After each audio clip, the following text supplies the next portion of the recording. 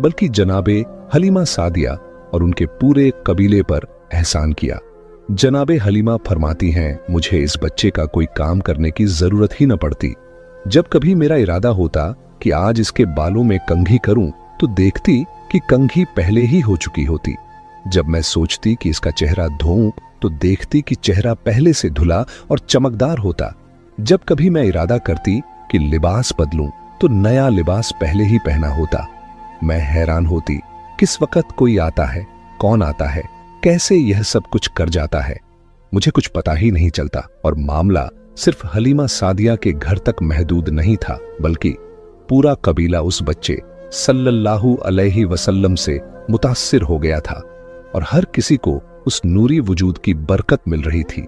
5 साल तक यहूदी पूरी कोशिश करते रहे कि किसी तरह यह पता चल जाए कि वो बच्चा जो हमसे छुपाया गया है, गया तो गया कहां है, मगर उन्हें जर्रा बराबर भी सुराग नहीं मिला, क्योंकि जनाबे हलीमा सादिया का पूरा कबीला पैगंबर सल्लल्लाहु अलैहि वसल्लम पर जान छिड़कता था, मोहब्बत करता था और उन्हें सबसे बड़ा अमानतदार समझता था। जनाबे हलीमा सादिया फरमाती हैं, पहले ही दिन जब मैं इस बच्चे को लेकर अपने कबीले के उस सूखे दरख्त के पास पहुंची जो बिल्कुल बंजर था, तो मैं उस बच्चे को लेकर उसके नीचे बैठी और अचानक देखा कि दरख्त की सूखी शाखें हरे हो गईं, उस पर फल लग गए और वह सरसब्ज व शादाब हो गया। और बात सिर्फ उस दरख्त की नहीं थी, बल्कि जिस घर में मैं इस बच्चे को ले जाती, वो घर खुशहाल हो जाता। जो भी शख्स इस बच्चे के करीब आता, उसकी किस्मत ही बदल जाती थी।